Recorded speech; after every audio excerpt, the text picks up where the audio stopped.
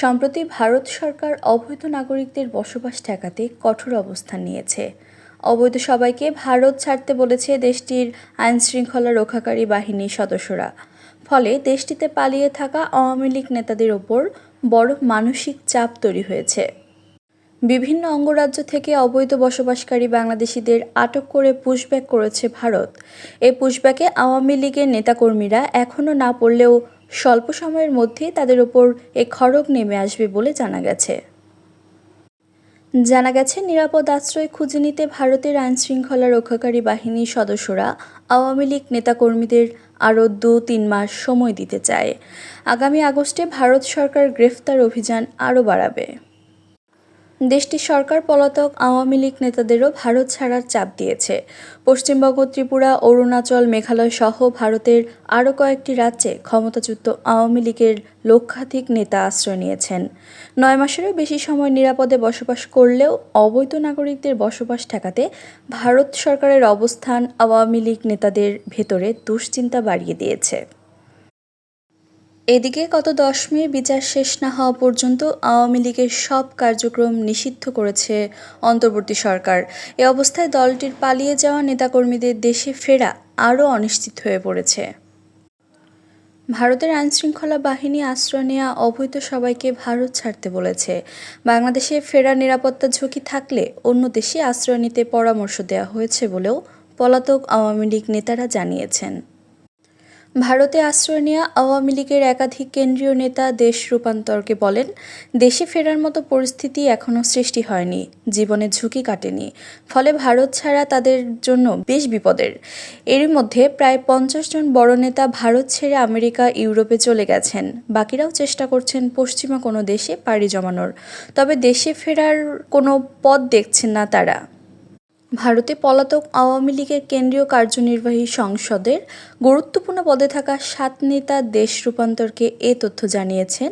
তারা বলেন, ভারত ছাড়ার চাপ দলটির নেতাদের ভেতরে নতুন উদ্যোগে জন্ম দিয়েছে, নেতাদের ভেতরে নিরাপত্তাহীনতাও দেখা দিয়েছে। পলাতক নেতাদের ভাষ্য, দেশে ফেরার পরিস্থিতি এখনও হয়নি, আওয়ামী লীগ নেতাদের দেশে ফেরার মৃত্যু ঝুঁকি রয়েছে।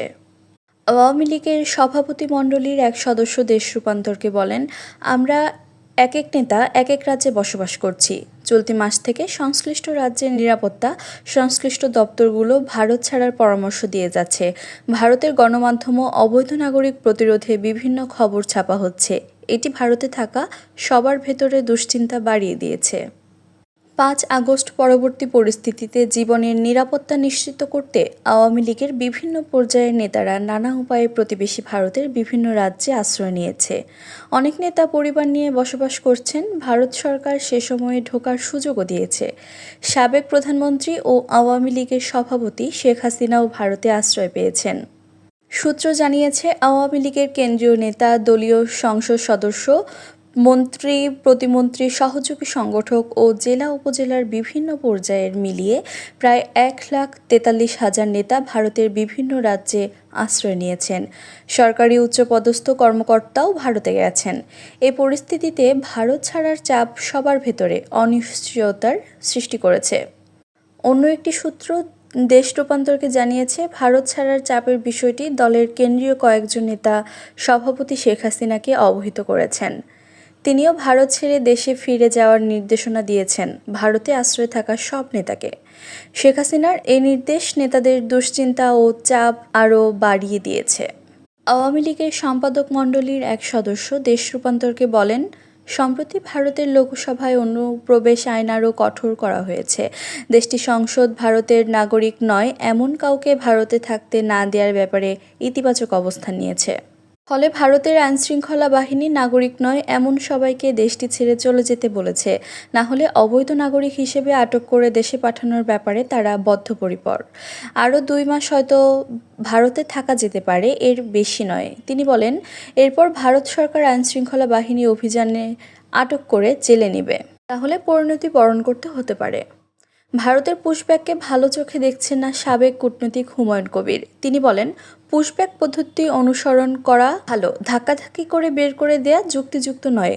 কোনো দলের নেতাকে পাঠাতে দেখা যাচ্ছে না, সাধারণ মানুষই বেশি। প্রয়োজনীয় তথ্য উপাত্ত সংগ্রহ করে নিয়ম মেনে পাঠানো উচিত বলে মনে করেন সাবেক এ কূটনীতিক।